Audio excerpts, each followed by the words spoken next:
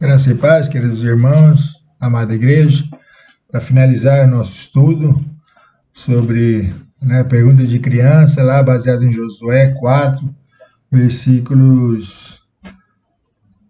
6, depois o versículo 21, 22, quando Israel, sob o comando de Josué, líder agora no lugar de Moisés, está prestes a passar pelo Jordão. Deus, Jeová, Javé, o instrui a passar por ali, os sacerdotes indo à frente. Assim que os sacerdotes colocassem o pé, as águas iam se abrir, formar paredes, paredões, e o povo poderia passar a seco.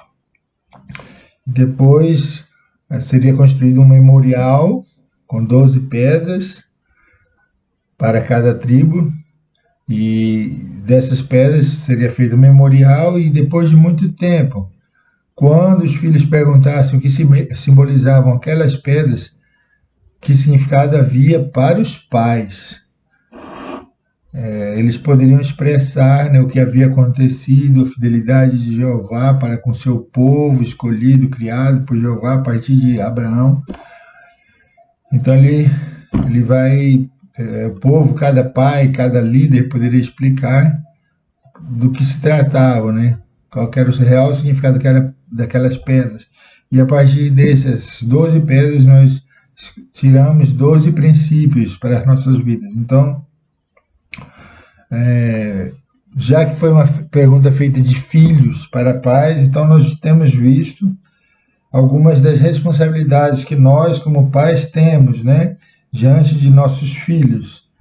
Então vimos alguns pensamentos puritanos, Pais cristãos se esforçarão para que seus filhos sejam mais de Deus do que seus. Então vimos várias coisas, inclusive nesse mês da família, propósitos colocados por Deus para a criação dos nossos filhos. Outra pessoa falou: os pais devem prestar contas das almas de seus familiares.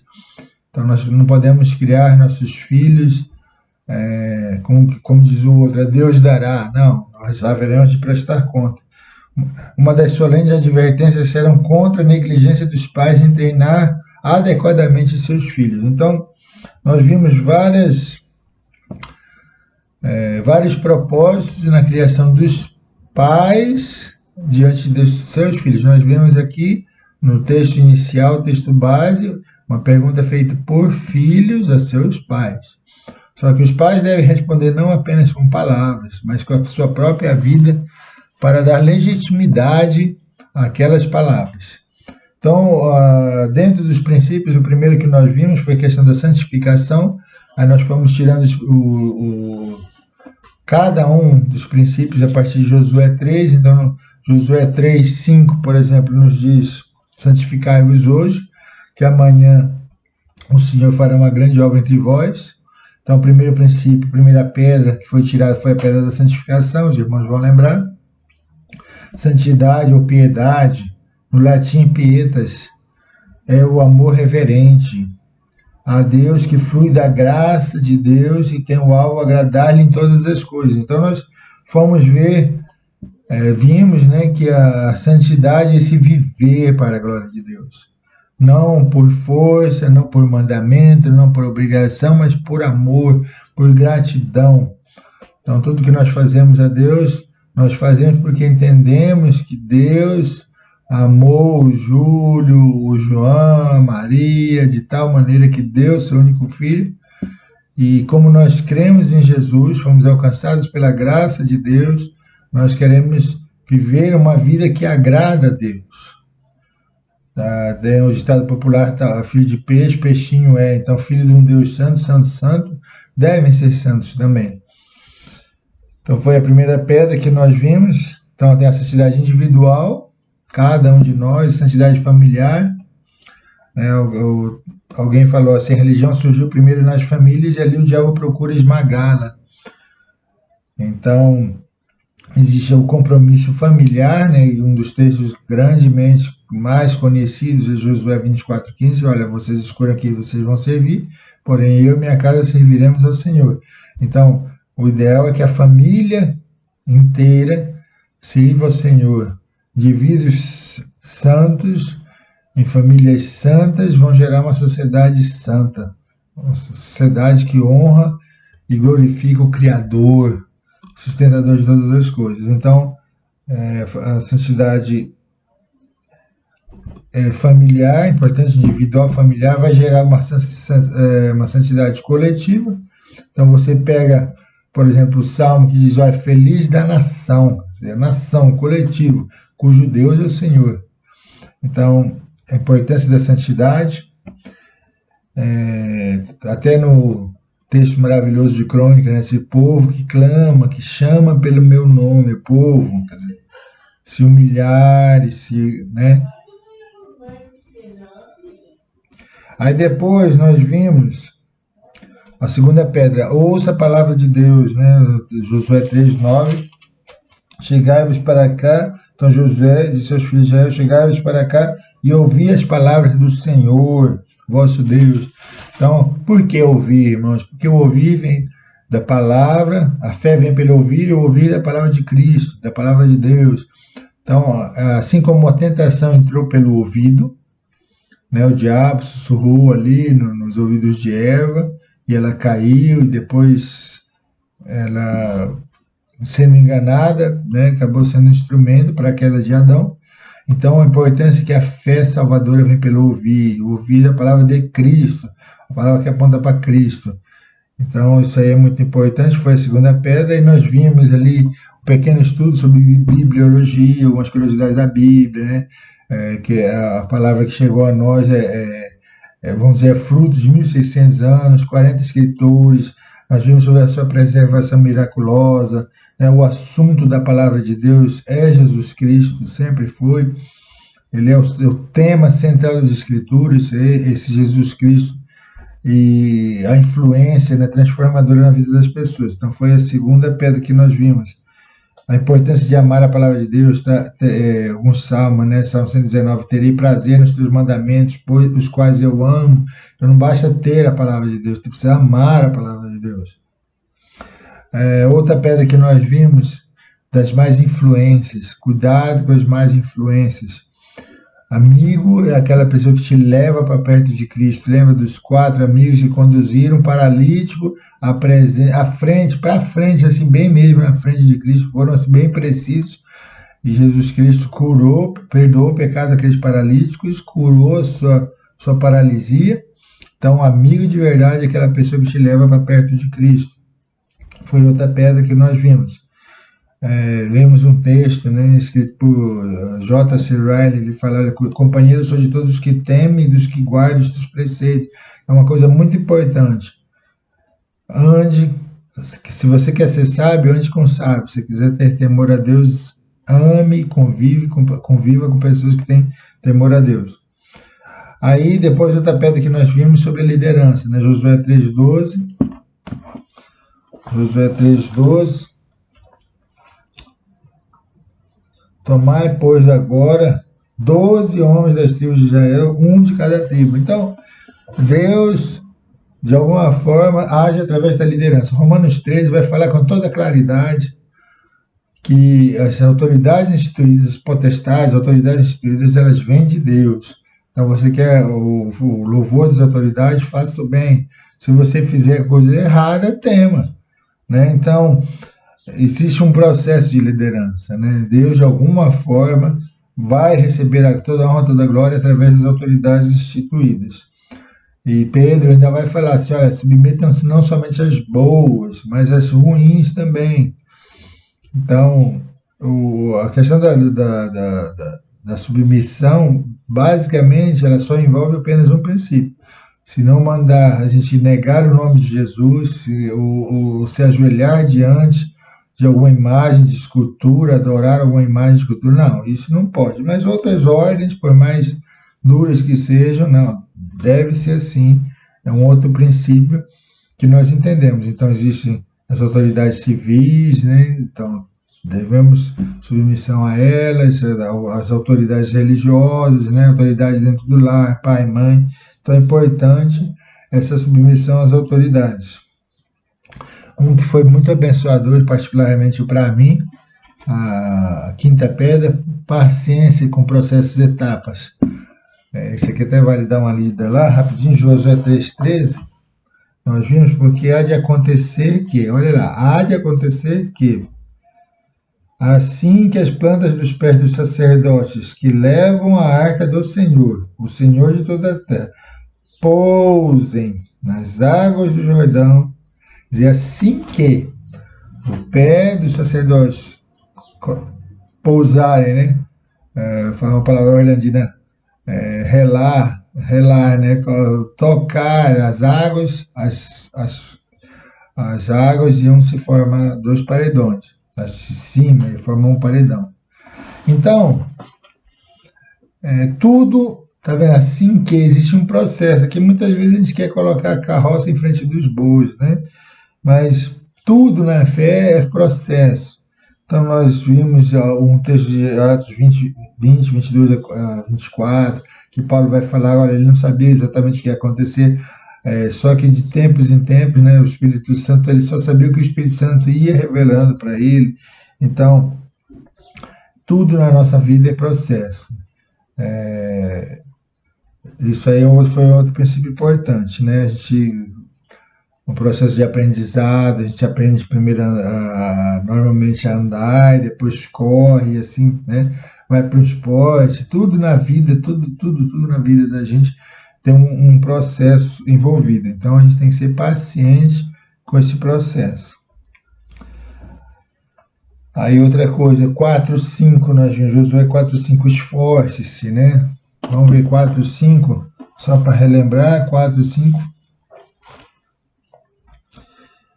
Um de cada tribo disse-lhes: passai diante da arca do Senhor vosso Deus, ao meio do Jordão, cada um levante sobre o ombro uma pedra. Então, uma pedra é algo pesado. Então, requer esforço, né? Esforço. Então, a vida da fé é uma vida que ela requer esforço. Paulo muitas vezes falou que, pela graça de Deus, por exemplo, 1 Coríntios 15:10, pela graça de Deus sou o que sou, e a sua graça que me foi concedida não se tornou vã, antes trabalhei muito mais. Então, a vida da fé é uma vida de esforço. O texto de Hebreus, quando fala sobre correr, Hebreus 12, correr a corrida cristã ali, a palavra usada é agona. Então, para você viver a vida da fé, andar na vida da fé, né, é uma agonia mesmo. É algo muito difícil muitas vezes, mas é isso que Deus tem para nós. Quanto maior o esforço, maiores os galardões. Então, foi outra pedra. Esforçar, né? A 7ª pedra foi deste marcos para a posteridade, que é o texto nosso, propriamente dito, do memorial. Então, a importância dos pais criarem os filhos, gerarem outros filhos que vão ser obedientes a Deus. O princípio regulador de tudo isso começa em Gênesis 2:19, quando Deus fala assim, que Deus escolheu Abraão para que ordene seus filhos e sua casa depois dele, a fim de que guardem o caminho do Senhor e pratiquem a justiça, o juízo, para que o Senhor faça vir sobre Abraão o que tem falado a seu respeito. Então, deixar marcos é você criar outro Abraãozinho. Agora ele falou, não, vai criar os filhos no caminho do Senhor. Aí vem Paulo em Efésios e fala assim, olha, vós pais não provoquei vossos filhos a ira, mas criai-os na disciplina e a demonstração do Senhor. Então, outra coisa importante, criar, né, e deixar marcos para a posteridade, algo a ser seguido. E nós vimos um exemplo maravilhoso, né, do filho pródigo ali, e quando ele estava ali, naquela situação, prestes a comer bolotas de porco, lá numa alimentação destinada a porco, ele cai em si. Quando ele cai em si, o que é que ele vai lembrar? Ele vai lembrar exatamente daquele pai amoroso, daquele pai trabalhador, daquele pai que era correto, justo com seus servos, e aquilo o motiva a voltar para o pai e pedir ao pai perdão. E que o pai o tornasse apenas um empregado como os demais. Então, isso é um marco. É uma conduta tão marcante que foi aquilo que ele lembrou, o filho lembrou, quando diante daquela adversidade. Então, deixar marcas de carinho, né, de honestidade, de amor à palavra de Deus, de amor às coisas de Deus. Isso é algo que você deixa para a posteridade, que em algum momento vai surtir efeito. Essa semente ela vai germinar. E foi o que aconteceu aqui na questão do filho pródigo. Questão de autêntico, né, de autenticidade. Nós sabemos que mais do que nós fazemos, Deus conhece os nossos corações. Então, não basta apenas fazer, tem que fazer com amor. Né? Tinha um comercial, né? Não basta ser pai, tem que participar. Né? Eu lembro um comercial de uma pomada lá. Então, estar presente. E aqui a questão de autenticidade é o seguinte, a gente se engana. Alguém pode enganar muitas pessoas por pouco tempo, poucas pessoas por muito tempo, mas ninguém engana todo mundo o tempo inteiro. E muito menos a Deus, né? No texto da escolha de Davi aparece lá o filho bonitão, altão, o Samuel, mesmo sendo um profeta, fala, tá aí diante de mim, ungido do Senhor, e Deus lhe fala no coração, não, 1 Samuel 16, olha, não é esse, porque vocês homens escolhem segundo o exterior, eu escolho segundo o interior. Então, a questão da autenticidade, Deus conhece quem a gente quer enganar. Então, patente aos olhos de Deus o que realmente nós somos. A sétima pedra, resistir à idolatria. Nós vimos que o propósito daquelas pedras era deixar apenas um memorial. Era um registro do que algo que Javé havia feito. Então, aquelas pedras não deviam ser adoradas. Aquelas pedras não deviam ser quebradas em 12 pedacinhos, e muitos mais pedacinhos, aquelas 12 pedras ser quebradas em mais pedacinhos, e cada um levar aquele pedacinho para sua casa para falar, Deus que fez esse milagre aqui no Jordão, me abençoa também. Não, então não era para ter idolatria daquelas pedras, aquilo era um sinal de um milagre e não era para ser o foco do milagre. Então não era para ser vendidas, não era para ser comercializadas. E hoje nós vemos isso. Aparece uma nuvem, uma cor um pouquinho diferente, de forma diferente. É uma aparição de Deus. Nós devemos lembrar o seguinte, Paulo falou com toda clareza, ainda que um anjo, 2 anjos, 3 anjos, não importa, ainda que um anjo aparecesse, e se ele não falar de acordo com esse evangelho que eu preguei para vocês, o evangelho centralizado em Jesus Cristo, o evangelho da graça, o evangelho da fé, seja maldito. Então, não se trata da aparição em si. Se achou algo no rio, debaixo do rio, aí nós citamos lá a Atos, quando os atenienses criam que a deusa Diana havia vindo como do céu, todo mundo sabe, a gente, olha, veio do céu e nós adoramos essa deusa Diana e tinha o grande templo da deusa Diana. Não se trata, pode ter vindo do lado de um meteoro, pode ter vindo debaixo da água, pode ter vindo debaixo lá dentro de um vulcão, sair do vulcão lá.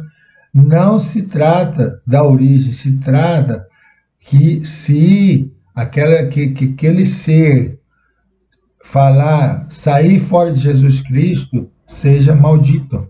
Gálatas 1, 8 e 9. Olha, se eu mesmo, Paulo falando, se eu mesmo, amanhã ou depois cheguei contra o evangelho, não, eu vou ser maldito. Se um anjo não falar outro evangelho, não. O evangelho verdadeiro, o evangelho da graça de Deus, o evangelho centralizado apenas no Senhor Jesus Cristo. Então, nós vimos esse outro ponto, resista à idolatria. O outro ponto que nós vimos,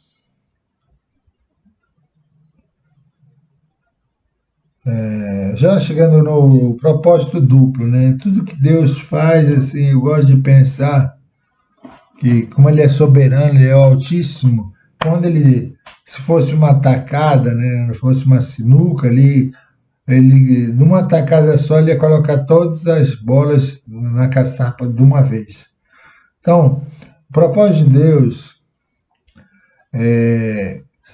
ele vai muito além das nossas expectativas. Então, nós vemos aqui um propósito duplo. Já a 12ª pedra, para finalizar o nosso estudo, um propósito duplo. Deus queria... vamos ler Josué 4:24, é muito importante a leitura desse versículo. O 23 vai ajudar também, porque o Senhor, vosso Deus, fez cercar as águas do Jordão diante de vós, até que passasses, como o Senhor, vosso Deus, fez no Mar Vermelho. Então, aqui a gente está vendo o ponto anterior. Nós temos que crer no Deus cumpridor de promessas, o Deus lá do Mar Vermelho, assim que eles saíram do Egito. É o mesmo Deus que está fazendo esse milagre agora aqui no Jordão, no Rio Jordão. Então ele vai falar, lembrar, né? Olha, porque o Senhor vosso Deus fez secar as águas do Jordão diante de vós, até que passasses, como o Senhor vosso Deus fez no Mar Vermelho, ao qual secou perante nós até que passássemos. Aí olha aqui, propósito duplo. Para que todos os povos da terra conheçam que que a mão do Senhor é forte. Olha aí, todos os povos da terra. Isso aí não se trata, deixou de ser algo com o povo de Israel, algo só para aquele povo escolhido, povo criado pelo próprio Deus, pelo próprio Jeová, né, na pessoa de Abraão. Então deixa de se tratar só sobre eles, não se trata mais deles, para que todos os povos da terra conheçam que a mão do Senhor é forte, a fim de que temais ao Senhor vosso Deus todos os dias. Então nós vemos um propósito duplo, né, conforme eu acabei de falar.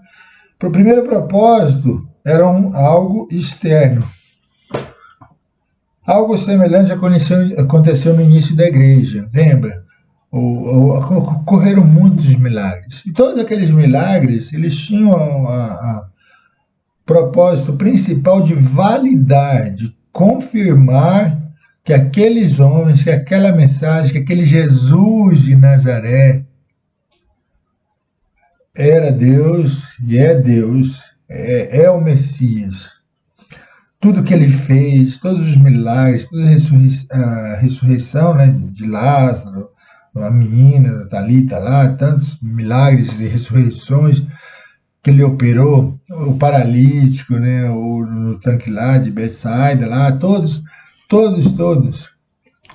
eles tinham o propósito de validar a mensagem dos apóstolos, que Jesus é Messias, que Jesus é Deus.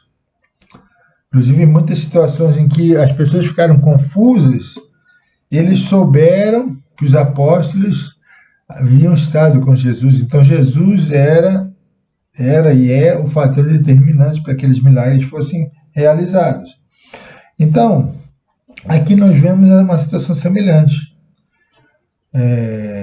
Então, durante o início da igreja, os milagres serviram para autenticar a mensagem do Evangelho. Infelizmente, os milagres em nossos dias tiram a glória do único que recebe toda a honra e glória. Como vemos no versículo, esses milagres deveriam ser um testemunho do único Deus verdadeiro, a mão forte do Senhor, para que pessoas crescem e para que seu povo perseverasse, continuasse firme. Então, irmãos, assim eu acabo, né, o estudo. E lembrem-se desse versículo, sabe? Que versículo maravilhoso. Olha, para que todos os povos da terra, a falta está em nós. O Deus da mão forte, ele é vivo, ele é eterno. É o Deus de ontem, de hoje e eternamente. Ele é o Altíssimo, soberano. Então, ele não mudou. E ele ainda faz milagres. Mas o povo, talvez o povo fora da igreja, daquelas pessoas que foram salvas pela graça de Deus, alcançadas. Eu falei para um amigo, se alguém está em Cristo, nova criatura é, as coisas velhas já passaram. Eu acho que essa nossa mensagem não traz tanto impacto às pessoas da nossa geração, porque o final aqui também não tem acontecido. a fim de que vocês, povo de Deus, vocês que viram os milagres do Egito, vocês que viram agora esse milagre do Jordão, para que vocês temam todos os dias. Então talvez eles não tenham reconhecido que a mão do Senhor é forte porque nós temos deixado de temer. Então, uma mensagem sempre atual. Nós não devemos, não podemos perder o primeiro amor. Deixar de crer nesse livro, né, nessa palavra que é eterna, que dura para sempre, que nem um tio, nada pode ser mudado. Nós temos que deixar de crer nesse Deus que tirou o seu povo do Egito, que criou, que abriu o Mar Vermelho, que abriu o Rio Jordão, que fez brotar água da rocha, fez cair alimento do céu, o maná do céu, quer dizer, tantas obras maravilhosas, nós temos deixado de crer. Então, se nós deixamos esse primeiro amor, esse primeiro temor, e ser Deus, o mesmo de ontem, de hoje, de eternamente, então as pessoas têm deixado de ver a mão forte do Senhor, porque nós temos deixado de temer, de amar a Deus com todas as nossas forças, com todo o nosso coração. Então que Deus tenha misericórdia de nós, que nós mais uma vez voltemos para aquele memorial, né? Aquele primeiro amor, aquele primeiro desejo do nosso coração de realmente de viver para Deus, de viver para a glória de Deus, de pensar, de sentir, de falar para a glória de Deus, e nós voltemos para aquele primeiro amor, para que esse Deus da mão forte possa voltar a operar maravilhas em nosso meio. Então que Deus abençoe o nosso povo, pastor Estevão, a irmã Nina, a diretoria, cada um de nós, que Deus se lembre de nós e volte a ser propício a nós, e que cada um de nós ame o Senhor, ame a sua palavra, e que continuemos a nos esforçar para fazer a vontade de Deus, que Ele receba toda a glória. Deus abençoe.